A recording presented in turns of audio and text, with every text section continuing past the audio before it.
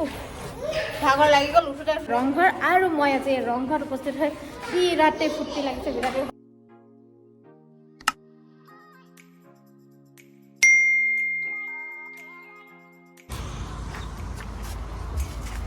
ৰংঘৰ শিৱদৌল চাই আহি আমি পাই গ'লোহি ৰংঘৰ কাউণ্টাৰ। ইয়াত আপোনাক অনলাইন অফলাইন সকলো ধৰণৰ টিকেট কাটিব পাৰে। আৰু আমি এতিয়া গৈ আছোঁ সেইটো একদম মানে 300 বছৰ পুৰণা, মানে 300 বছৰ পিছলৈ। তো যাওঁ অলপ। দেখা পাইছে সেইখন দৰ্জাৰেদি মই সোমাই আহিলোঁ। আৰু ইয়াত কিবা কিবি ষ্টেচু আছে, আপোনালোকৰ ওচৰৰ পৰা দেখাম। কিন্তু তাৰ আগতে মই বিৰাট ইচ্ছুক হৈ আছোঁ মানে এইটো ঘৰ চাবলৈ মানে কি ফিল কৰিবলৈ। কাৰণ সৰুতে একদম কিতাপত পাইছোঁ, আজিলৈকে মই অহা নাই। এতিয়া মই আহি মানে মোৰ এনেকুৱা ফিল লাগিছে নহয়, অ' মাই গড। আৰু এইটো ঘৰ এতিয়া নহয়, বহু বছৰ মানে বহু যুগৰ পুৰণি। এইটো হৈছে আহোম ৰাজত্ব কালত বনাইছিল ৰজাই। আৰু দেখা পাইছে কিবা মানে বাহিৰত বম ৰ'দ দি আছে। ইয়াত দেখা পাইছে ৰ'দ দি আছে, বহুত ৰ'দ দি আছে। কিন্তু ভিতৰটো ইমান ধুনীয়া, ঠাণ্ডা নহয়, মজা। মানে কিবা টেকন'লজি ইউজ কৰিছে নাজানো আৰু মুঠতে কিবা তেতিয়া দিনতে চাগে কিমান মানে চোকা আছিল মানুহবিলাক, ক'বই নোৱাৰোঁ। মানে ইমান ধুনীয়াকৈ এইটোত উঠে কেনেকৈ? এইটো আচলতে মহলহে বনাইছে, এইটো ঘৰ মানে সেনেকুৱা একেবাৰে মানে কিবা কিবি থকা ঘৰ নহয় আৰু যে আমুক তামুক কিবা কিবি আছে, চেয়াৰ টেবুল কিবা কিবি। কিন্তু এইটো উঠে কেনেকৈ? মই উঠা ৰাস্তাই বিচাৰি পোৱা নাই।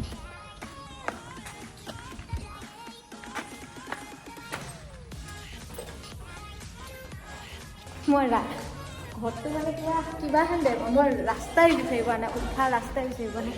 কওকচোন ঘূৰি ফুৰিছোঁ কিন্তু ৰাস্তা বিচাৰি পোৱা নাই। এইফালেও আছে ফিল্ড, সেইফালেও আছে ফিল্ড। আচ্ছা দে, বিচাৰি পাইছোঁ মই ৰাস্তা। মানে ওপৰলৈ এইটো এটা দুমহলীয়া ঘৰ বনাইছিল। আৰু এই ঘৰটো সেই তেতিয়া আহোম ৰজাই বনাইছিল, ৰজাদিনীয়া ঘৰ, বহু বছৰ পুৰণি। তো এতিয়া মই উঠি আছোঁ ৰজাদিনীয়া ঘৰত, কিমান যে ভাল লাগিছে নহয়।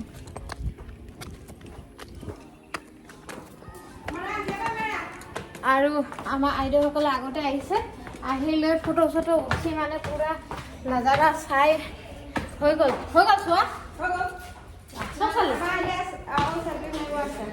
চেল্ফি মাৰিবলৈ আছে বোলে, চব হৈ গ'ল। এতিয়া চেল্ফি মাৰিবলৈ আছে। আৰু মই আহিলোঁ এতিয়া ওপৰৰ মহলত। এতিয়া ওপৰ মহলৰ দৃশ্য চাওক। আচলতে এই ঘৰটো এইকাৰণে বনাইছিল, মই দেখাই আছোঁ। এই ঘৰটো চাওক, ভাগৰ লাগি গ'ল উঠোতে।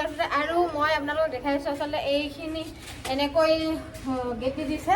আৰু ইয়াৰ পৰা দেখক, ইয়াৰ পৰা কি ধুনীয়াকৈ দেখা যায় ফিল্ডখন। এই ফিল্ডখনতে আচলতে যুদ্ধ মানে কি ম'হ যুঁজ হৈছিল, বল্ল যুঁজ হৈছিল, লগতে বিহু নাচ কিবা কিবি এনেধৰণৰ বহু খেল ধেমালি হৈছিল। আৰু এই খেল ধেমালিবোৰ উপভোগ কৰিছিল ৰজা মহাৰজাসকলে। ইয়াৰ পৰা বহি, ইয়াত উঠি মানে ইয়াৰ পৰা পুৰা ধুনীয়াকৈ খেল উপভোগ কৰিছিল।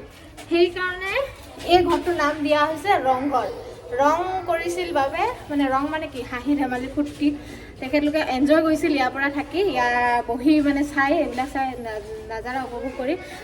সেইবাবে এই ঘৰটো দিয়া হৈছে ৰংঘৰ। আৰু মই আজি ৰংঘৰত উপস্থিত হৈ বিৰাটেই ফূৰ্তি লাগিছে, বিৰাটেই ভাল লাগিছে। এয়া চাওক, এখন অলপমান ডাঙৰকৈ বনাই দিছে, ইয়াৰ পৰা বহুত ধুনীয়াকৈ দেখা যায়। আৰু ঘৰটো বা কি টেকন'লজি ইউজ কৰিছে নাজানো, ইমান ৰ'দতো ইমান গৰমতো মানে ইমান ধুনীয়া ঠাণ্ডা। AC দৰকাৰেই নাই ইয়াত। মানে খিৰিকী চিৰিকিবিলাক বিৰাট মানে একুৰেট চাগে বহাই দিছে, ক'ত কি বহাব লাগে তেখেতসকলে জানে আৰু। দেখক, ইয়াৰ পৰা সকলো একদম ধুনীয়াকৈ গোটেই ফিল্ডখন দেখা যায়। আৰু ইয়াতে সকলোবোৰ উপভোগ কৰিছিল, মানে খেল বা যিকোনো ফাংচন টাইপবিলাক, যিবিলাক বিহু নৃত্য আছিল বা এনেকুৱা হুঁচৰি, এইবিলাক সকলোবোৰ ইয়াতে হৈছিল। যেতিয়া স্বৰ্গদেউসকল আছিল, যেতিয়া আমাৰ আহোম ৰাজত্ব আছিল, তেতিয়াই এইটো ঘৰ বনোৱা, বহু যুগৰ পুৰণি তাৰমানে। আৰু আমিও অলপ ফিল কৰিছোঁ আৰু ইয়াৰ পৰা চাই।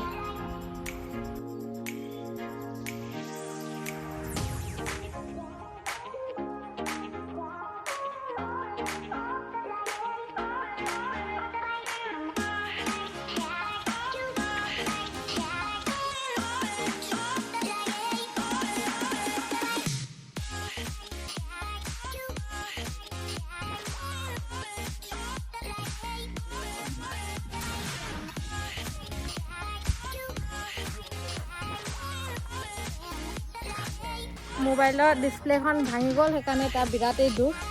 দুটাই খেলি থাকোঁতে ঘপককৈ পৰিল আৰু ভাঙি গ'ল। এজনী কান্দি কান্দি ওলাই গৈছে। আৰু আমি এতিয়া এই ঘৰৰ পৰা মানে ৰংঘৰৰ পৰা ওলাই এতিয়া যাম তলাতল ঘৰ, য'ত মানে ৰজা মহাৰজাসকল থাকে। আমি এবাৰ এনেকৈ 300 বছৰ পিছলৈ গৈ আছোঁ, মানে এইটো ৰংঘৰ এৰি এবাৰ আমি তলাতল ঘৰ যাম। ইমান গৰম, সেইকাৰণে আমি এটা স্প্ৰাইট কিনি লৈছোঁ আৰু চবে মিলি এটা খাম আৰু ধৈৰ্য নাই কাৰো।